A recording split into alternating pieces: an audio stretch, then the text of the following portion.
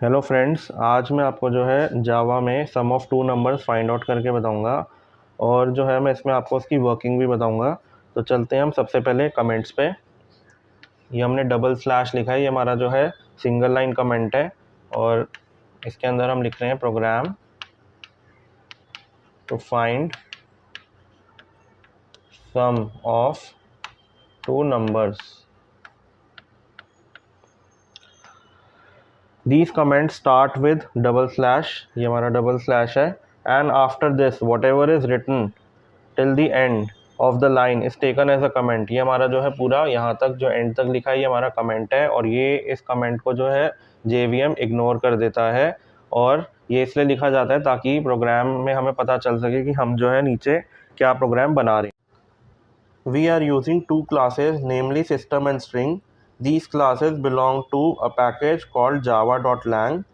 So these two classes must be imported into our program as shown below. Import java.lang.string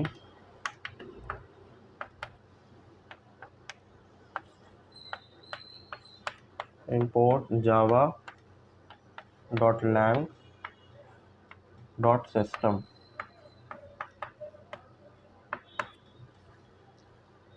इस चीज़ को समझाने के लिए मैं आपको जो है C++ का एक प्रोग्राम बना के दिखाऊंगा, क्योंकि जो है जब आप C++ करोगे तभी आप बेसिकली जावा पे आते हो, या कई बार ये भी होता है कि जो है सीधा जो है स्टूडेंट्स जो है सीधा जावा भी सीख लेते हैं।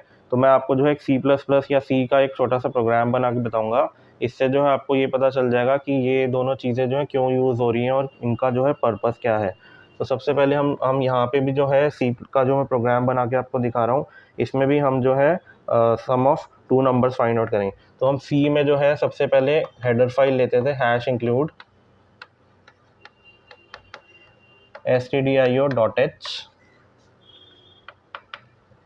उसके बाद हम लेते थे मेन और इसमें लेट्स सपोज हमने एक नंबर ले लिया, नंबर 2 = 25 और एक res वेरिएबल जिसमें मैं रिजल्ट दिखाऊंगा। उसके बाद जो है मैंने res = नंबर 1 प्लस नंबर 2 कर दिया और printf में लिख दिया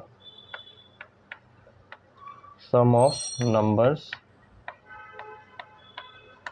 %d plus %d is equal to %d, comma number 1 number 2 comma res। उसके बाद जो हम रिटर्न 0 लगा देते थे, बंद कर देते क्योंकि हमारा इंट लगा होता था। अच्छा, तो यहाँ पे जो है हमने सबसे पहले आप देखो stdio.h लिया है। ये stdio.h क्या है मतलब this means a request is made to C++ compiler to include the header file. इसको हम हेडर फाइल बोलते थे, प्री प्रोसेसर डायरेक्टिव्स, आपको याद होगा। तो ये हम बेसिकली होती क्या header file? A header file is a file which contains the code of functions that will be needed in a program. अब जो है हमने इसको क्यों यूज़ किया है, क्योंकि जो है मुझे जो है printf फंक्शन यूज़ करना है। stdio.h के अंदर जो है printf फंक्शन की डेफिनेशन है और जो है मैं इसको तभी यूज़ कर पाऊँगा जब मैं इस फाइल को यहाँ पे इंक्लूड करूँगा। अगर मैं इसको यहाँ पे नहीं इंक्लूड करता तो printf फंक्शन अगर मैंने यहाँ पे यूज़ कर लिया तो वो एरर दिखा देगा। In other words, to be able to use any function in the program, जैसे कि ये printf function, we must first include header file containing that function code in the program. For example, stdio.h is a header file that contains function like printf, scanf, puts, gets, etc. तो stdio header file के अंदर printf, scanf, gets, scanf ये सारी इन सब की जो है definitions, codes वगैरह सब बने हुए हैं। So if we want to use these functions, we should include the header file in our program. इसको हमको जो है यूज़ करने के लिए हमको stdio.h लेना पड़ेगा, या फिर getf यूज़ करना है मुझे फंक्शन, या फिर scanf यूज़ करना है। ऐसे बहुत से फंक्शन, ये सिर्फ एक एग्जांपल है।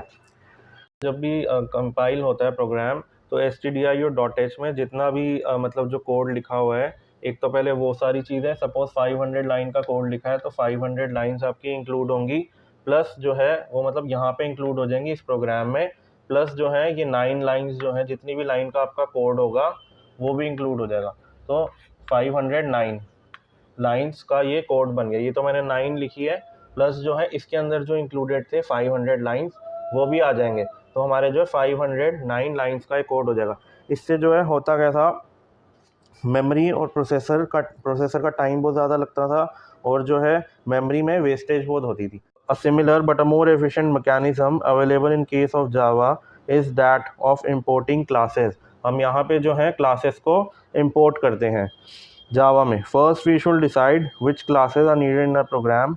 Generally programmers are interested in 2 things. सबसे पहले जो है हमें टॉप पे ये देखना पड़ता है कि हमें जो है कौन सी क्लासेस को इंक्लूड करना है। तो हम बोल, जैसे हम यहाँ पे stdio.h printf के लिए यूज़ करते थे, इसी तरीके से हमें यहाँ पे देखना पड़ेगा कि नीचे प्रोग्राम में हमें कौन से फंक्शंस यूज़ करने हैं और ऊपर जो हमें कौन सी क्लासेस इंपोर्ट करनी है। तो यहाँ पे जैसे हमने सिस्टम और स्ट्रिंग क्लासेस इंपोर्ट की हैं जो कि java.lang पैकेज के अंदर है, और अगर जो है मैं यहाँ पे लेट्स सपोज ये लिख दूँ कि import java.lang.star, अगर मैं यहाँ पे स्टार लिख दूँ तो मुझे ये दोनों लिखने की ज़रूरत नहीं पड़ेगी, क्योंकि java.lang के अंदर जो है सिस्टम और स्ट्रिंग दोनों आते हैं।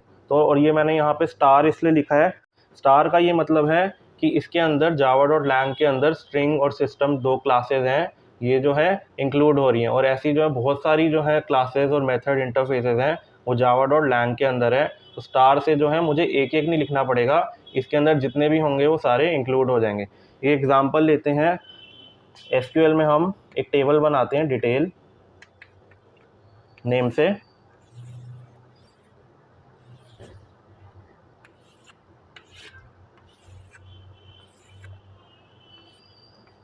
यहाँ पे मैंने लिया नेम, आईडी और जेंडर। नेम जो है यहाँ पे सन्नी, आईडी 1 है और मेल है। उसके बाद जो है अंकुर, आईडी 2, ये भी मेल है। मुझे जो है इस टेबल के अंदर सारी इंफॉर्मेशन जो है डिस्प्ले करानी है, तो हम ये लिखते हैं select star from table name. Table name है हमारा डिटेल्स।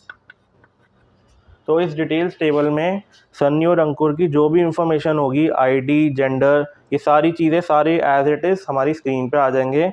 और ये तो मैंने आपको 2 बना के दिखाई है, अगर हमारे 500 रिकॉर्ड्स भी हैं तो एज इट इज़ जितना टेबल के अंदर होगा वो सारी चीज़ें स्क्रीन पे दिखा देगा। स्टार का ये मतलब होता है। तो इसी तरीके से java.lang.star हमने करा, इसके अंदर जितने भी मेथड्स, पैकेजेस, क्लासेस जो भी हैं वो सारी इंटरफेसेस, जो सारी चीज़ें जो हैं वो दिखा दे, मतलब जो है वो सारी चीज़ें यहाँ पे आप यूज़ कर सकते हैं। In import statement the package name that we have written acts like a reference to the JVM।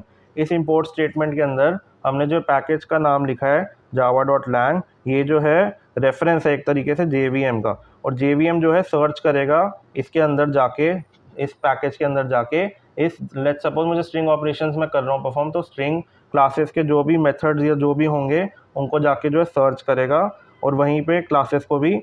और JVM जो है कॉपी नहीं करेगा कोड कोई भी, जैसे इस केस में जो है उसने stdio.h को जो है सर्च किया था, और उसके बाद उसका जो भी अंदर कोड, जो भी लाइंस लिखी थी 500 लाइंस के कोड जो भी थे उसको यहाँ पे कॉपी कर दिया था। लेकिन यहाँ पे JVM जो है उसको कॉपी नहीं करेगा। It will not copy any code from the classes और the packages. On the other hand, when a class name और method name is used, JVM goes to the Java library, executes the code there।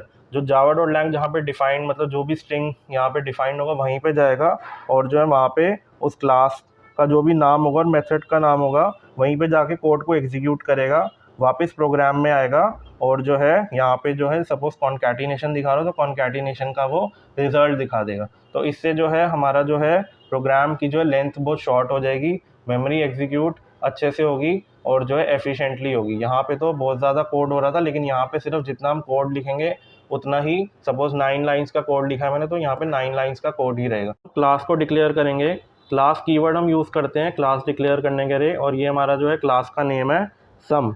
After importing the classes into the program the next step is to write a class. ये हमने class का name लिखा है। Since Java is purely object oriented programming language, we can not write a Java program without having class और object, so it is mandatory that every Java program should have at least one class in it। तो ये जो है हमने आपको बताया कि class लिखने के लिए हमें क्लास तो चाहिए क्योंकि ऑब्जेक्ट ओरिएंटेड प्रोग्रामिंग लैंग्वेज है जावा, और जो है क्लास लिखने के लिए हमें क्लास का जो है कीवर्ड यूज़ करना पड़ेगा, और ये क्लास का नेम है। We know that a class और a object contain variable, methods और फंक्शंस। इस क्लास के अंदर जो है मैं फंक्शंस भी लिखूँगा, मेथड्स भी बोलते हैं इसको, फंक्शंस को, वेरिएबल्स भी लूँगा, इंट नंबर 1 नंबर 2 करके। तो मतलब जो है हमारे क्लास के अंदर वेरिएबल्स भी आते हैं, मेथड्स, फंक्शंस, इंटरफेसेस, सारी चीज़ें क्लास के अंदर आएंगी। हमें जो है पब्लिक स्टैटिक वॉइड में इनको जो है लिखना पड़ेगा, क्योंकि जो है हमें ये हमारा स्टार्टिंग पॉइंट है, एंट्री पॉइंट है प्रोग्राम की एग्जीक्यूशन यहीं से स्टार्ट होगी। Next to main method name we have return string args। हमने ये चीज़ भी लिखी है। Before discussing main method let us first see how a method works. A method generally perform two functions. It can accept some data, it can return some result. एक हमारा कोई method है, लेट्स सपोज स्क्वायर रूट। हमने यहाँ पे square root function के अंदर जो है 16 लिखा। This method is used to calculate square root of a given number. So at the time of calling square root method, we should pass number 16 for which we want to calculate square root. Then it calculates square root value and return the result 4 to us. इसने हमें जो है 4 return कर दिया। Similarly, main method also accept some data from us. जो ये main method है, ये भी एक फंक्शन है।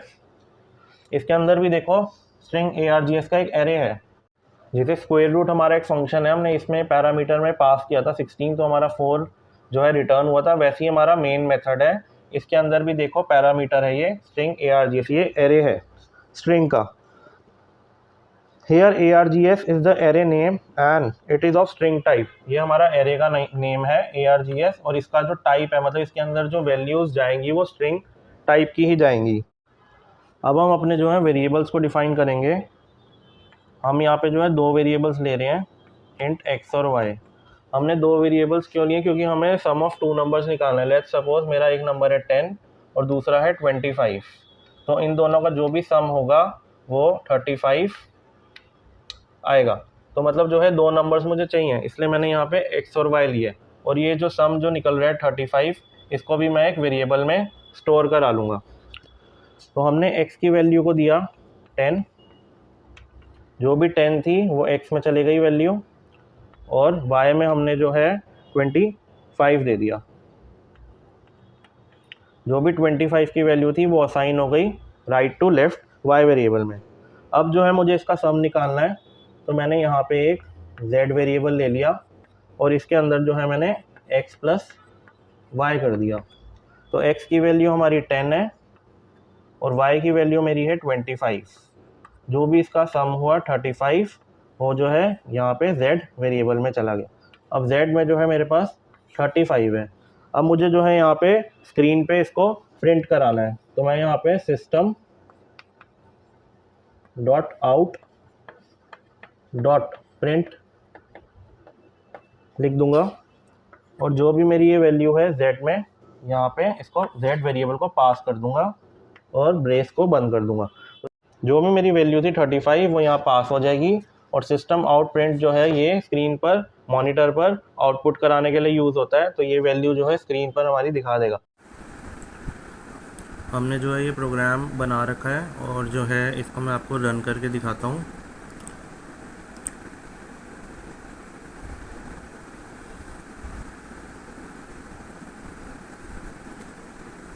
ये इसका आउटपुट आ गया 35, और ये जो लाइन है, अगर मैं इसको कमेंट करके अगर इसका आउटपुट में मैं कोई मैसेज डिस्प्ले कराना चाहता हूँ, जैसे कि अगर मैं चाहता हूँ कि सम ऑफ 2 नंबर्स इज़ 35 दिखाए तो मैंने देखो एक मैसेज स्क्रीन पे दिखा रखा है sum of two numbers is 35। तो मैंने जो सिस्टम आउट प्रिंट के अंदर जो है डबल कोट्स में सम ऑफ टू नंबर उसके बाद जो है वेट की वैल्यू को उसके साथ दिखा दिया है। java.lang पैकेज को मैं अगर कमेंट कर दूं तो भी ये प्रोग्राम जो है आउटपुट दिखाएगा और चलेगा। देखिए आप, क्योंकि जो है बाय डिफ़ॉल्ट जो है इस पैकेज को जावा ले लेता है।